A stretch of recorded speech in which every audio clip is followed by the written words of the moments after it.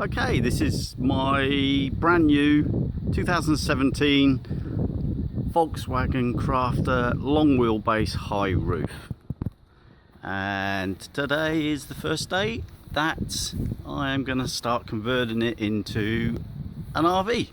This is my second conversion.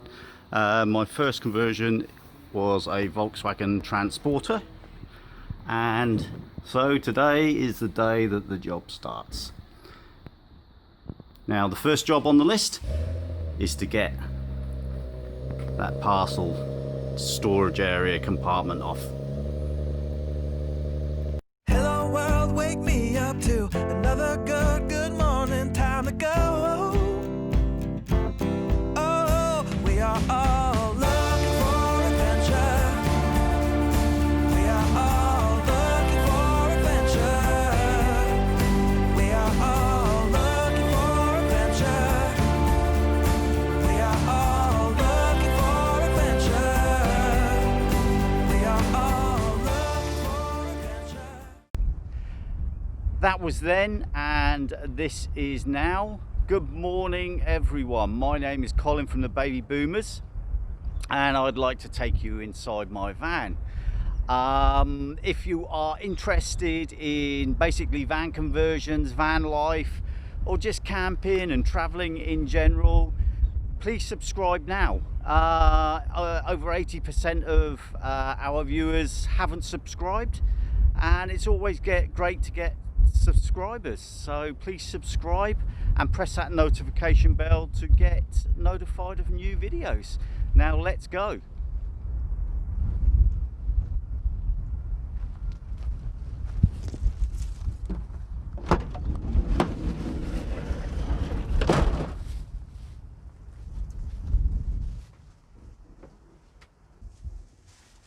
Now, this is a 2017 Volkswagen Crafter. As you heard from the previous video, it's a long wheelbase high roof. I basically got it as an empty van and decided to convert it after watching several videos. Now, I have no carpentry skills whatsoever. In fact, I am dangerous with a screwdriver.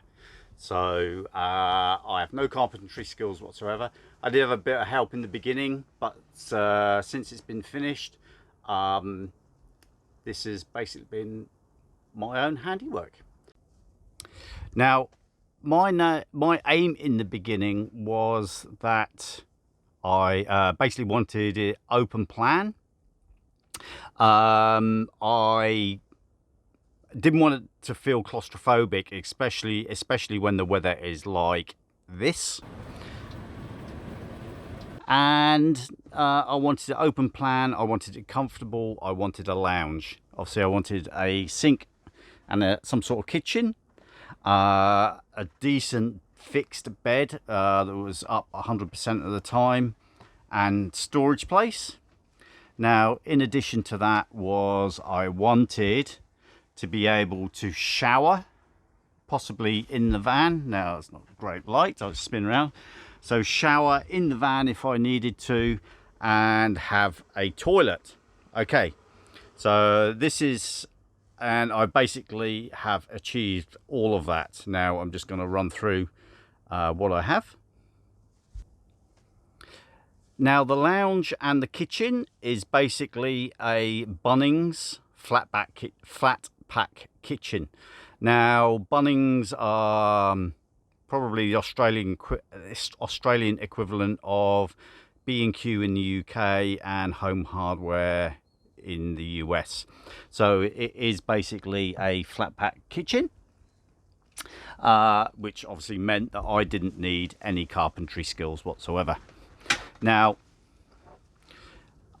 we have the lounge is made up of 3 wall cabinets. They're basically the 3 wall cabinets. I think they were 500 or 550 wide, but turned the other way, turned the wrong way. And so in each one there is storage. Now, as you can see in this one, I keep choosing it, along with my batteries, my inverter, and at the back there you can see my solar controller.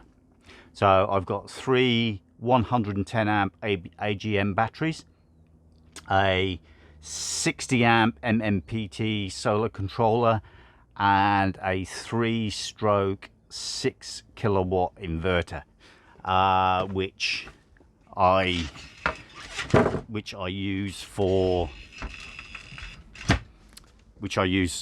boiling the kettle, and one of the most important things in the van, the coffee machine.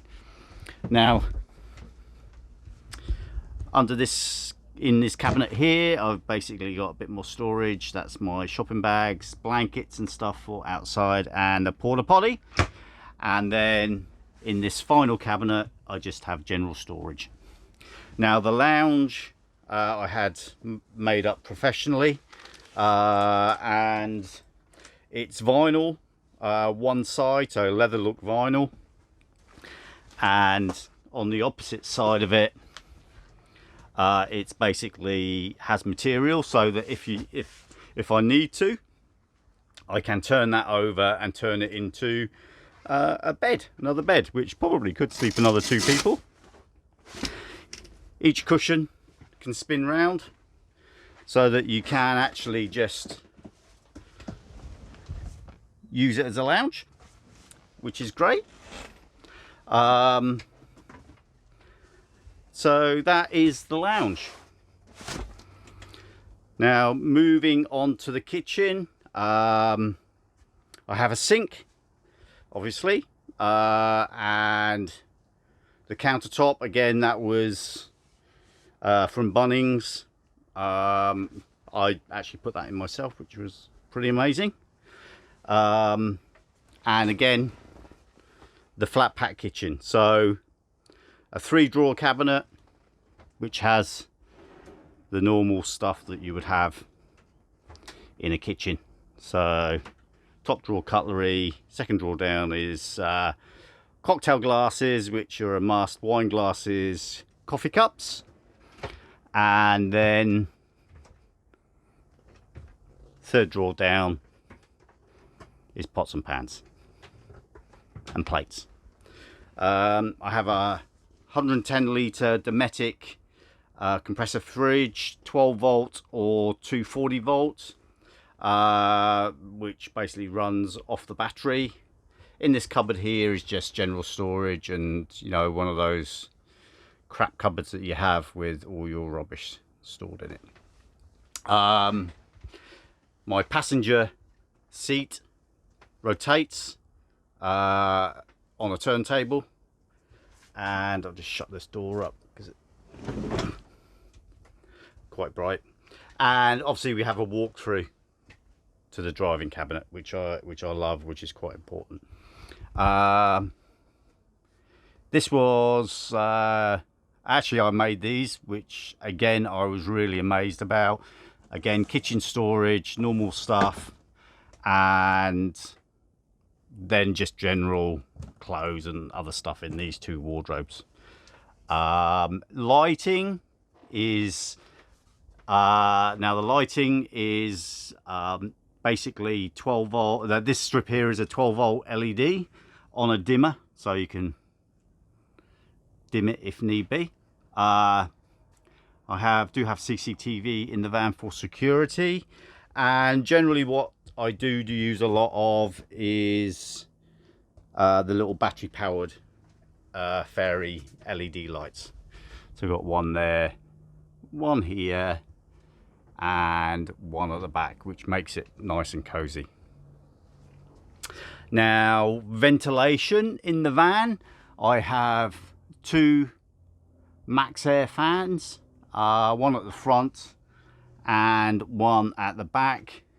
This makes it basically in summer, so Queensland summer, you really don't need air conditioning. It just keeps it cool enough to, you know, it just keeps it really comfortable. Now, I mentioned that I wanted a shower, and this is how I achieve it. Basically what I have is on the the sink, the tap on the sink comes out as a shower head, and it can then attach up here to this suction cap. The suction cap up there, and then what I do is on the hula hoop, so I've got the cane hula hoop. On the cane hula hoop you attach a shower curtain, and underneath there is a big 38 litre water bucket which collects all the water, and then you just tip it away. Now the great thing about that little suction cap is that you can actually take it off, and it sticks outside on the side door, and you can have a shower outside. So in Queensland, the majority of the time, just shower outside, and really that's all you need. So part of this conversion really was to keep it simple, so that I didn't need to get an electrical certificate. Well, didn't need to firstly get an electrical certificate, and secondly get a gas certificate. Now, as you can see, there is no cooker, and so the way I achieve that in both cases is, firstly, the gas, I cook on one of these little LED cookers. So not LED cookers, one of these little gas cookers that has the butane gas canisters. Now in Australia you can get those gas canisters at pretty much anywhere. More or less everywhere sells those gas canisters, so you can generally never run out. And then secondly, for the electrics, I use power boards. So basically the power is run from the inverter via a normal box standard extension cable, and it plugs into that the left power adapter, and so that power adapter runs off the inverter, and the right power adapter again is connected to another extension cable that runs to the back of the van, and I can then connect another extension cable that can run off shore power if I need to. Thus I have no need for cabling, for AC cabling, so I had no need to get an electrician to certify everything, because all the cables and power adapters and everything like that are all made up commercially, and just take them out of the packet and fix them. And that was the same with the gas. No gas certificate needed. There's no LPG gas bottle. Those gas canisters you can get anywhere. And then if need be, generally you try not to cook inside. That cooker can be taken outside, and you can use it a picnic bench or wherever you want to use it. Underneath the bed, in the storage under the bed, I do actually have a double one of those, which is a bit big, which I very rarely use. And so I generally go one pot cooking, and so there will be some recipes coming up later of my cuisine, one pot cuisine, but that's how I achieve it. Now moving on to the windows. Now the side window here and the back windows on the doors, they are tinted with ambulance tint, and I'll show you those from the outside in a second. But at night, when I want to black them out, I have basically magnetic covers that I use that can go on to the window and basically blacks out the window. I actually use that in summer as well, just to block out some of the heat. So I have the same sort of system for the front windows, a blackout screen for the windscreen and for the other window, and then also I have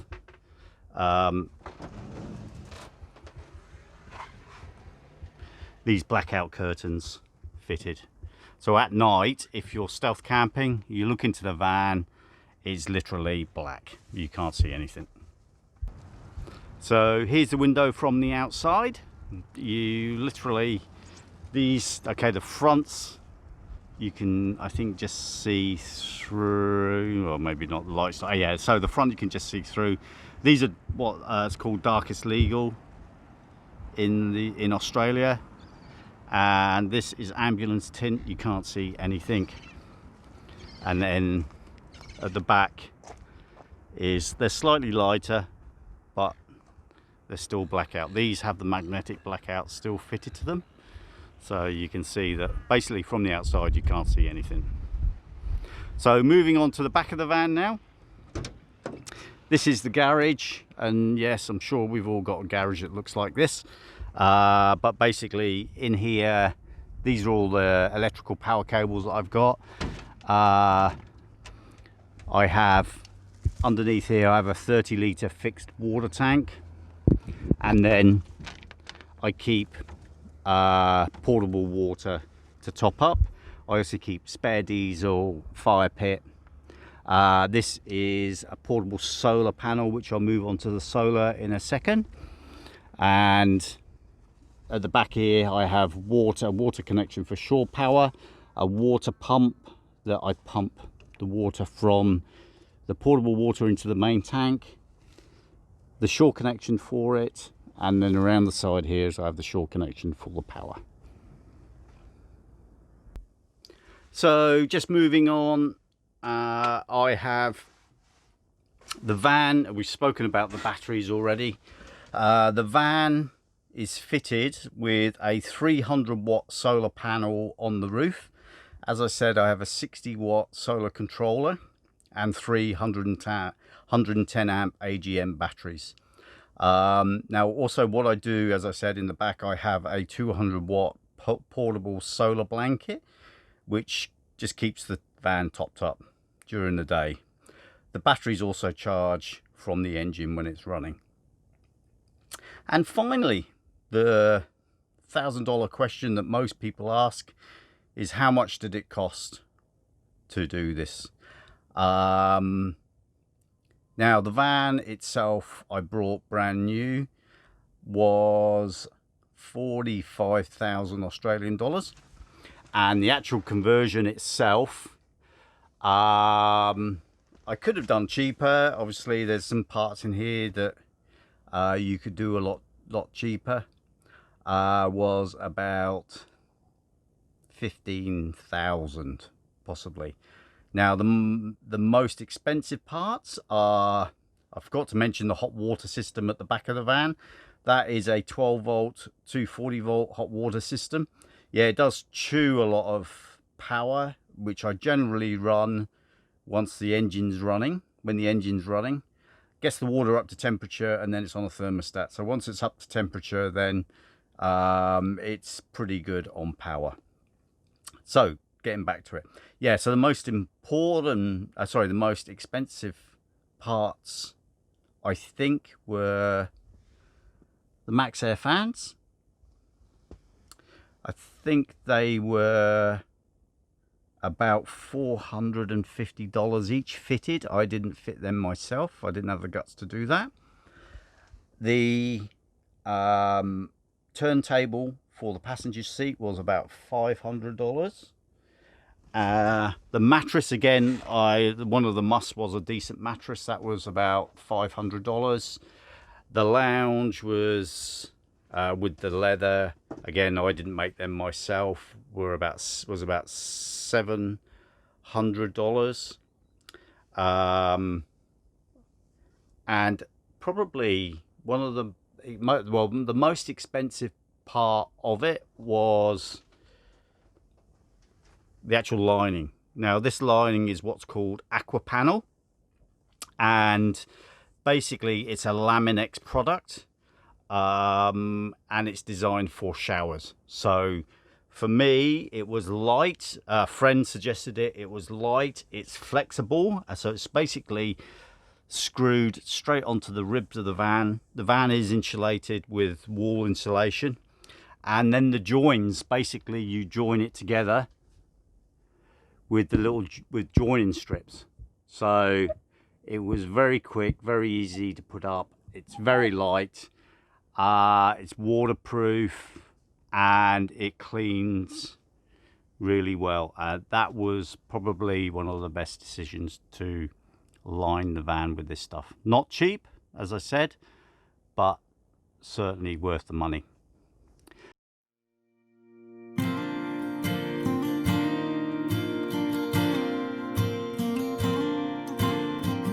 Been broken, beaten down, tasted dirt as I hit the ground. You were there through it all. How far you gonna go before you know what you should have known all along? Now at last I can fall into your waiting arms, waiting arms. I'm headed straight into your waiting arms. I'm headed straight into your waiting arms.